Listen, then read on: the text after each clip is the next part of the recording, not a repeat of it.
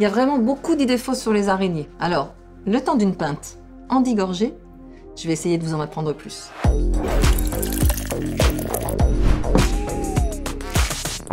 Alors les araignées ne sont pas des insectes. Une des différences visibles, c'est le nombre de pattes. 6 pattes chez les insectes et des antennes. Chez les araignées, qui font partie des arachnides, il y a 8 pattes et pas d'antennes. Alors on va laisser de côté les insectes et on va s'intéresser aux arachnides.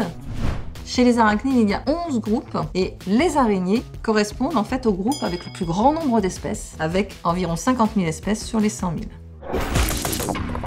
La taille des araignées est vraiment très variable, mais si on veut avoir une idée de la plus petite des araignées, on peut prendre un crayon et avec la pointe du crayon, faire un tout petit point et ça correspond à la plus petite des araignées qui existent au monde, 0,4 mm. Pour avoir une idée de la plus grosse, voilà une mygale tropicale, qu'on appelle souvent l'araignée Goliath et qui fait à peu près 10 à 13 cm de taille de corps.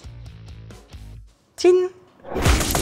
Une des idées reçues, c'est que les mygales sont forcément des grosses araignées tropicales. Ce qui est faux. On a vu la plus grosse qui pouvait faire autour de 13 cm de taille de corps. Mais il y en a certaines qui sont toutes petites, qui font 1 mm de taille de corps. Et puis, on a des mygales en France. La taille de nos mygales en France, c'est à peu près 1 cm jusqu'à 3 cm de taille de corps. Celles-ci, on les appelle les mygales à chaussettes. Elles font des tubes en soie dans la terre. Et celles-ci, on les appelle les mygales maçonnes. Elles font un terrier avec un opercule. Alors, faut vraiment aller les chercher, celles-ci.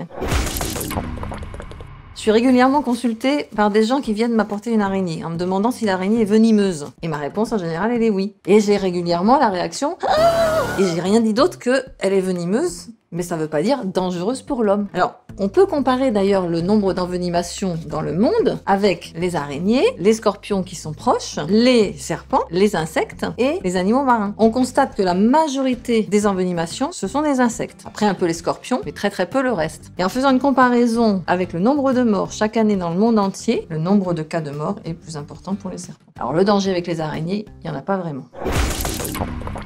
Un autre élément de connaissance sur les araignées, c'est qu'elles grandissent, bien sûr. Et comment grandissent-elles? Eh ben, elles vont, comme d'autres animaux, changer de peau. Alors, contrairement aux serpents qui enlèvent toute leur peau de cette façon-là, c'est toute la carapace qui va s'enlever. Elles ont un exosquelette. Et là, vous avez une vraie mue d'araignée avec toute la carapace qui a été enlevée.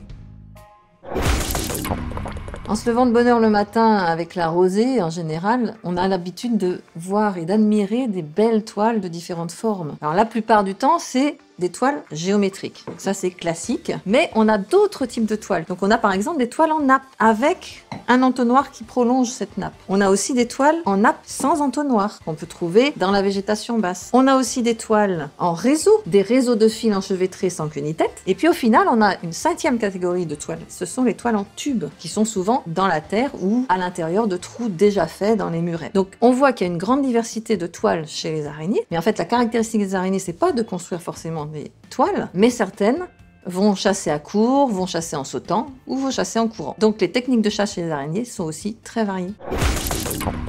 Une des idées reçues sur les araignées, c'est qu'elles sont toutes sombres, souvent en référence justement aux araignées des maisons qu'on croise régulièrement. Or, si on cherche bien, on peut constater qu'il y a aussi des araignées colorées. Et en fait, si on regarde les proportions pour 25 à 30% d'araignées sombres et 70 à 75% des araignées qui sont colorées. Donc elles sont beaucoup plus diversifiées qu'on ne le pense.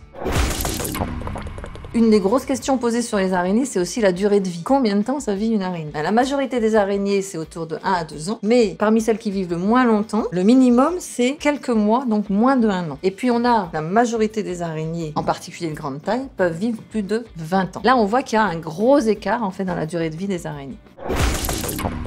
Alors des araignées, il y en a de nombreuses et il y en a un peu partout. Alors c'est sûr que ça va pas plaire aux arachnophobes. Alors pour les capturer, il y a plusieurs techniques. Souvent en battant les branches, en les faisant tomber dans une nappe de tissu. On peut aussi faucher dans la végétation pour récupérer donc les araignées qui sont plutôt bas dans la végétation. Autre technique aussi, c'est de mettre des pots. Donc on enfonce et qu'on laisse et les araignées vont tomber en fait dans ce pot piège qu'on récupère avec de l'alcool. Pour les capturer après, il faut utiliser un autre engin. En général, j'ai tout le temps un aspirateur dans la bouche. Donc je mets le tuyau dans la bouche. On aspire, l'araignée tombe dans le récipient. Donc je les avale pas, parce qu'il y a un petit filtre. Et puis après, je les récupère et je peux les étudier ensuite au laboratoire.